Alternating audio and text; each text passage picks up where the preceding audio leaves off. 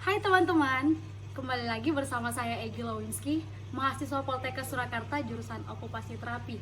Pada video kali ini, spesial untuk memperkenalkan jurusan ortotik prostetik, dan untuk narasumbernya sendiri saya sudah mengundang teman saya yang berada di samping saya. Silahkan perkenalan. Halo, nama saya Andrew, biasa dipanggil Andrew, dan saya asal dari Kalimantan Timur, Balikpapan, dan saya jurusan ortotik prostetik.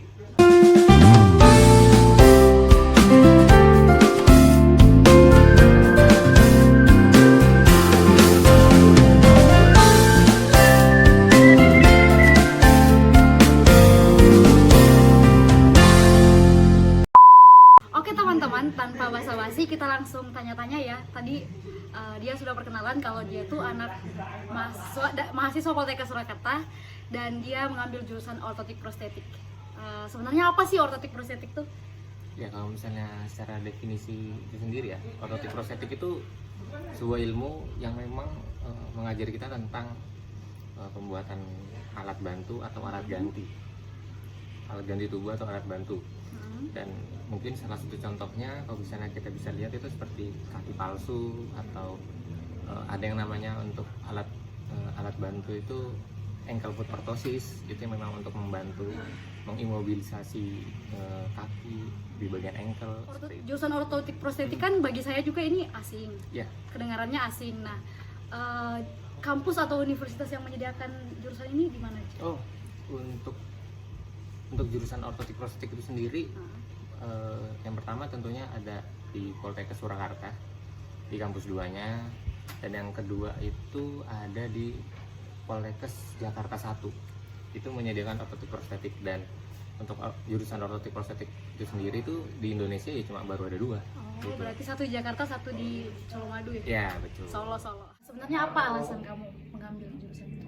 Yang pertama sih, aku milih jurusan atau aku milih program studi, aku milih perkuliahan itu yang sesuai apa yang aku suka apa ya? yang akan menjadi passionku di situ. Iya, suka dulu ya? Ya, yang pertama tuh aku kan dari sejak sekolah itu memang suka sama yang namanya seni, itu entah itu seni prakarya, seni rupa terapan, atau musik gitu kan, itu senang. Jadi menurutku apapun yang cocok, jadi aku jalaninnya dengan ikhlas, jalanin dengan enjoy gitu. Jadi ya aku memilih UP karena dari ortotik prostetik ini aku melihat banyak mengandung unsur-unsur seni itu sendiri. Contohnya Ketika kita membuat alat, menurut saya itu kita membuat alat nggak cuma membuat alat yang memang untuk digunakan, tapi saya memandang itu ketika kita bisa membuat alat yang untuk dipakai atau untuk digunakan yang memiliki nilai fungsi, tapi kita tuh juga bisa memberikan unsur keindahan itu sendiri. Kita nggak bisa melepaskan itu. ada estetiknya ya? Betul.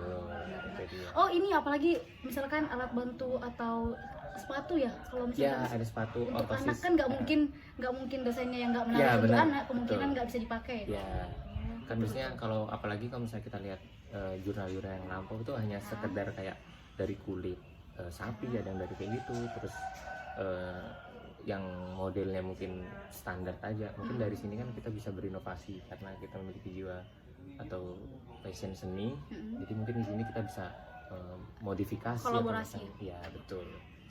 Tapi kan selama ini yang saya lihat tuh ini apalagi namanya masih biasa gitu, belum mempertimbangkan keindahan dari Ya. alat bantu itu. Ada nggak sih yang udah mempelopori atau memulai di Indonesia? Mungkin kalau saya lihat sih udah ada ya beberapa. Contohnya seperti ini. Yang pertama saya lihat dari dosen saya itu di Sukoharjo ya. Dia punya bengkel di Sukoharjo. Dia itu mengembangkan sebuah kaki palsu. Kaki palsu itu kan dia memiliki stam. Yaitu jadi itu di kaki palsunya tersebut itu tuh dia memberikan kan ada namanya sesi untuk laminasi, dan laminasi itu kain, dia menggunakan kain batik. Dari kain batik itu kan bisa secara nggak langsung memberikan unsur apa ya, keindahan tersendiri lah, yang biasanya kita lihat kan mungkin warna coklat biasa, atau sekadar plastik dari kulit udah pernah gitu. Jadi dari situ mungkin dia memberikan terobosan untuk bisa memberikan unsur seninya, apalagi ditambah dengan batik ya. Kan dia memberikan culture lagi Iya. sih itu. Tuh. Nah, karena kamu tadi udah jelasin kalau ortotik prostetik itu sangat erat ya hubungannya dengan seni. Jadi sangat fleksibel untuk kita dapat mengembangkan diri kita. Dan jangka panjangnya harapannya itu apa yang kita buat itu bermanfaat dan juga indah gitu. Iya, betul. Terus biasanya di mana sih ortotik prostetik itu bekerja? Ya kalau misalnya menurut saya sih ini pandangan saya sebagai mahasiswa. Menurut saya itu ortotik prostetik sendiri itu lahannya ya itu bisa di ranah instansi instansi pendidikan, bisa Dosen. juga bisa Contohnya? juga di rumah sakit gitu, atau mungkin bisa buka bengkel sendiri gitu. Dan kalau pandangan saya sebagai orang Kalimantan nih, yang notabene ini memang bisa dikatakan itu belum ada di sana, dan saya mungkin di sini misinya ya untuk itu memunculkan suatu hal yang baru di sana. Oh, berarti kamu pionir nanti di sana. Betul. Nah, ini yang menurut saya menarik. Sekarang kan udah hype-hype-nya brand lokal. Ya. Itu dari sepatu. Itu ada nggak sih peran jurusan ortotik prostetik di pembuatan sepatu misalkan? Ya.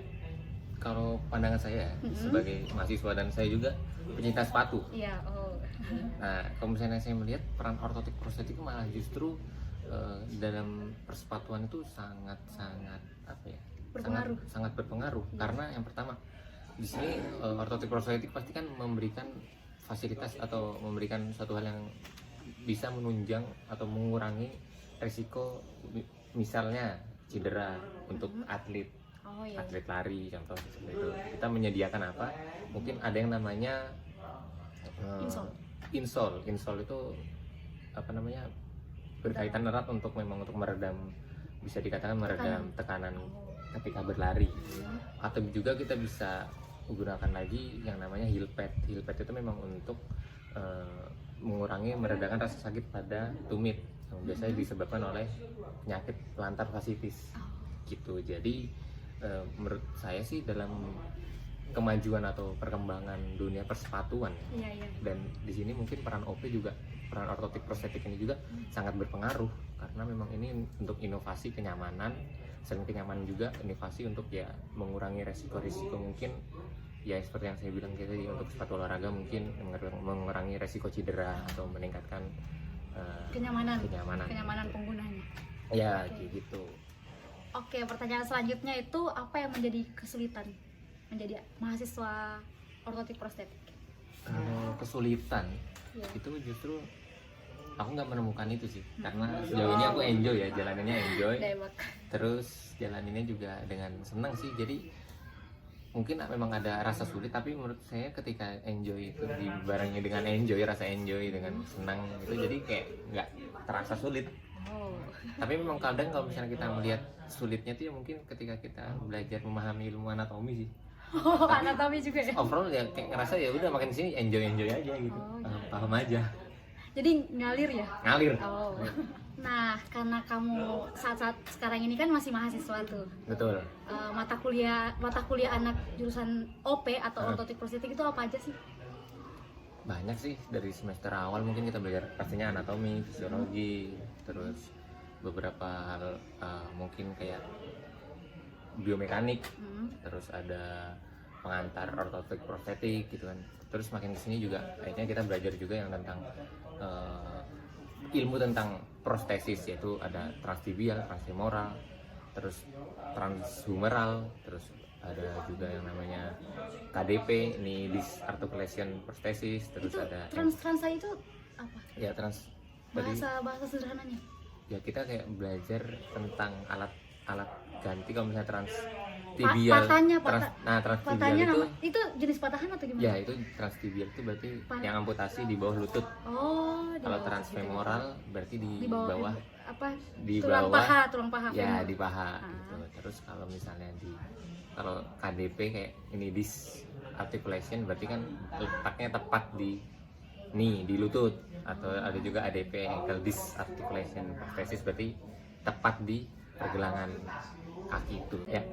Ini dan ada juga mata kuliah tentang ortotik, yaitu belajar ilmu tentang ortosis, yaitu salah satu contohnya ada AVO, ada KAVO, ada HKAVO, yaitu ya kita menangani ya di bawah lutut, di atas lutut itu sampai di hip gitu ada. Dan ilmu ortotik lain itu tentang buat contohnya kayak ya MSO, terus TLSO yang tentang Susah banget ya spinal orthosis itu istilah-istilahnya. itu singkatannya, itu singkatannya. Lumayan Tapi kompleks. ya tapi fungsinya memang untuk sebagai alat bantu gitu. Dan dari antara semua itu yang paling kamu sukai apa? Aku sih lebih senang ke ilmu prostesis, Itu apa? yaitu kayak buat kaki palsu. Langsung alat gitu. Iya, alat kaki palsu. Anggota Terus gerak atau gimana? ya itu biasanya kan kayak transtibial contohnya. Transtibial berarti kan di bawah lutut. Itu buat itu lebih gimana ya? Lebih menarik. Oh berarti buat Ya. alat bantu di bagian bawah itu lebih menarik. Ya betul. Gitu. Biasanya lebih lower limb extremity itu Oh, bisa yes, lebih, of course. selain lebih mudah, itu juga lebih mudah untuk apa ya namanya, di desain seninya itu kan Bisa di ini kolaborasi betul dengan. bisa Ada di beberapa pertanyaan dari question box yang saya pasang di Instagram. Itu pertanyaannya adalah apakah OP itu kerjanya cuma ngebengkel aja? ya. Ini kalau pribadi menurut saya ya, memang OP mungkin berkaitan erat dengan ngebengkel. Tapi kalau saya pandangan saya sebagai mahasiswa, justru OP itu nggak hanya ngebengkel, karena ketika kita bisa mengedukasi, ketika kita bisa terjun ke masyarakat untuk memberikan pengarahan atau bisa menjelaskan dampak misalnya bad habit mereka, itu tuh mungkin juga peran OP, karena kan OP juga diajari tentang beberapa pengaruh kebiasaan buruk seseorang. Terus OP juga mengajarkan juga mungkin dampak dari perilaku hal-hal yang mungkin Lifestyle ya? Apa lifestyle gaya mereka. hidup yang Ya kurang benar, gaya hidup dari seseorang yang Dampaknya kurang bakal gimana? baik. Ya benar, dari situ mungkin menurut saya juga itu juga peran OP, karena kita pun juga belajar itu untuk menangani hal-hal seperti itu atau mencegah gitu. Oh, berarti OP juga berperan dalam mencegah ya, bukan hanya membuat alat bantu. Ya betul. Nah, kalau misalkan kan mencegah tugasnya OP juga. Ya. Kemudian buat alat bantu masih tugas OP. Ya. Kemudian ada nggak sih teori yang mempelajari bagaimana merawat alat bantu itu? Kan alat bantunya tuh nggak pasti dari Ya. bahannya dari mana. Betul. Ada ini nggak sih? Sejauh ini yang saya pernah tahu ya, aku pernah ikut sebuah seminar itu untuk manajemen OP, mengenai manajemen OP untuk perawatan juga ada di situ di dalamnya, perawatan alat. Biasanya seseorang pasien itu memang di follow up terus, setiap mungkin ada yang 1 bulan sekali, 1 bulan sekali. untuk dikunjungi atau dia datang ke tempat kita untuk kontrol. Ada juga yang berupa alat memang yang jauh lebih mahal, biasanya tuh lebih awet, lebih kuat. Itu biasanya mungkin dikontrol 3-6 bulan sekali gitu. Biasanya sih kayak gitu untuk memfollow up terus bagaimana alat itu masih layak atau enggak. Masih bekerja. Ya, dan si pasiennya pun itu bagaimana, apakah Nyaman juga nyaman ada apa? perubahan ya, benar, dari langkah jalannya, mungkin dari bisa dikatakan perubahan pada pasien lah, berdampak baik lah kayak gitu. Berarti apalagi namanya, perawatannya itu berdasarkan kondisi pasien dan juga jenis alatnya ya. Betul, salah. Terus saya pernah mendengar kalau anak-anak tuh alat bantunya tuh harus diganti dalam 6 bulan. Apalagi kalau alat bantu kayak kaki-kaki kan, kalau anak-anak kan makin ini kan, Ya, betul. makin bertambah ukurannya. Nah, ini terkhusus untuk memang yang dalam masa pertumbuhan ya. Dalam masa pertumbuhan itu memang sangat bisa dikatakan sangat berpengaruh sekali ya untuk kenyamanan si alat ini, karena ketika anak Menggunakan. ketika seorang anak yang bertambah besar, bertambah usia, semakin tua, itu kan pasti kan ada perubahan massa ototnya, Ukuran. ya entah itu otot kaki atau tangan, itu pasti harus selalu di follow up terus, malah ketika dia memakai alat tersebut gitu, untuk yang tentunya untuk kebaikan si pasien juga, agar kedepannya mungkin ada progres yang baik lah. Kamu kan tadi udah mengutarakan ada alat yang harus di follow up tiap 1 bulan sekali, 3 bulan sekali, ataupun 6 bulan sekali. Nah itu contohnya, yang contoh di lapangan yang bisa dijelasin itu apa? Mungkin untuk menanggapi yang kamu tanyain tadi itu, kan ada memang beberapa alat yang memang untuk untuk harus selalu dipantau, apalagi dalam masa pertumbuhan. Itu contohnya seperti AFO ya, ankle foot orthosis, yang menangani pergelangan kaki. Biasanya pada anak-anak itu kan biasanya dia yang mengalami mungkin penyandang penyakit. Salah satu contohnya itu ya seperti mungkin cerebral palsy. Itu kan mesti kita pantau terus ya, karena kita melihat pertumbuhan anak itu bagaimana. Nah, dan untuk dalam taraf yang lebih singkat lagi, itu ada lagi biasanya orang yang mengalami pasca operasi fraktur, karena dia kan perlu mengimobilisasi bagian kakinya atau yang pasca patah itu. Jadi imobilisasi itu nggak dikasih pergerakan, ya, nggak ada pergerakan. Memang fraktur itu penyembuhannya jauh lebih cepat ya.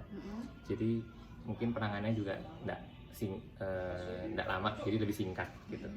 Oh, berarti kalau untuk kasus fraktur tuh mempertimbangkan proses penyembuhan ya? Iya, betul. Jadi apalagi namanya progres penyembuhan. Betul. Dari Dan itu biasanya kita juga rekomendasi dari beberapa dokter ya kan, karena ada tim rehab itu sendiri gitu. Nah, di Indonesia sendiri itu kan ortotik prostetik kan belum terlalu terkenal, Ya. dan banyak orang yang mencari alternatif dalam pembuatan alat. Betul. Nah, apa sih bedanya kalau orang datang di alternatif yang selain OOP? Ya. OP itu ada memang sekolahnya yang jelas, yang memang secara manufaktur itu udah jelas. Kita juga belajar sistem anatomi manusia, kita juga belajar pengaruh indikasi kontraindikasinya, terus ya pokoknya banyak lah pertimbangan dari situ kita belajar. Yang pasti memang kalau misalnya mencari yang paling tepat itu ya ketika kamu datangnya ya ke OP itu sendiri. Medis ya berarti? Ya benar, karena memang dia sekolah, yang pertama dia sekolah tahu dasarnya dia buat, dibandingkan sama orang yang memang kayak bisa dikatakan otodidak ya, otodidak. Ini lebih ke berpikir apa sih dampak ya? Ya, Maksudnya lebih banyak yang nggak menguntungkan daripada Ya. yang menguntungkan didapatkan dari situ. Saya pernah, ini sebuah pengalaman ya. Iya. Saya ngelihat ada saya ngadain bakti sosial bersama organisasi saya. Ternyata ini salah satu pasien ini dia itu menggunakan kaki palsu yang memang bukan dari OP pokoknya berbeda beneran. dari ini. Ya itu beda. Jadi yang dia pakai itu sama sekali menurut saya itu Merusak anatomi. iya, selain merusak itu juga memberikan deformitas lain. Dia memiliki pola jalan yang salah. Dia jadi ada guide itu, ada ya pokoknya jadinya nggak bener gitu. Dia berjalan salah, terus badannya condong ke samping gitu. Itu kan udah menurut saya itu udah hal yang fatal ya gitu. Jadi teman-teman, kesimpulannya kita harus ke ortotik prostetik atau orang-orang yang ortotik prostetik karena mereka yang diberikan kewajiban untuk membuat sebuah alat bantu. Nah, kenapa demikian? Karena jangan sampai ketika kita mendapatkan atau menggunakan alat bantu yang bukan dari ortotik prostetik itu jangan sampai lebih memang menyelamatkan mungkin menurut kita, tapi itu merusak yang lain. Iya betul. Muncul masalah yang lain. Iya, deformitas.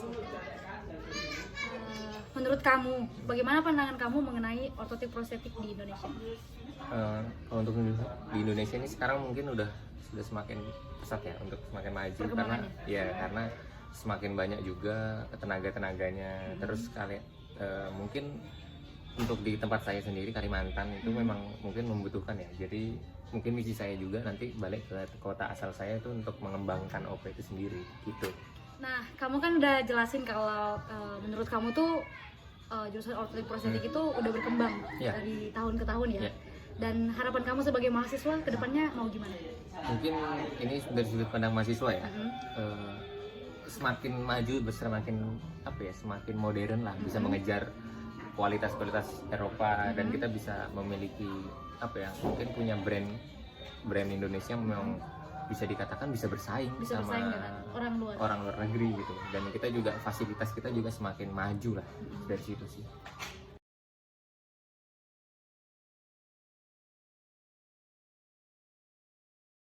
Betul. Menurut kamu penting nggak sih mengikuti sebuah organisasi atau tergabung dalam sebuah organisasi?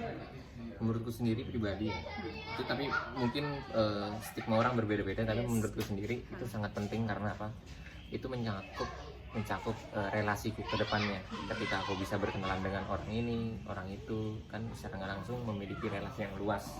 Dari situ secara nggak langsung memudahkan pekerjaan kita nanti. Ketika kita udah kenal, kita udah tahu, ya kita mungkin bisa lebih mudah sih untuk mencapai hal yang mungkin kita inginkan. atau kita punya tujuan kemana gitu, jelas gitu, karena kita sudah tahu. Berarti ini tentang Relasi. Ya, betul. Kayaknya kok aku kesana ya. udah. Jadi kesimpulannya adalah menurut kamu berorganisasi itu penting karena itu berefek nanti ke dunia pekerjaan kita ke depannya. Ya betul. Selain pengalaman, itu kan kita juga membangun relasi itu. Channel. Ya. Semoga bermanfaat ya. God bless you.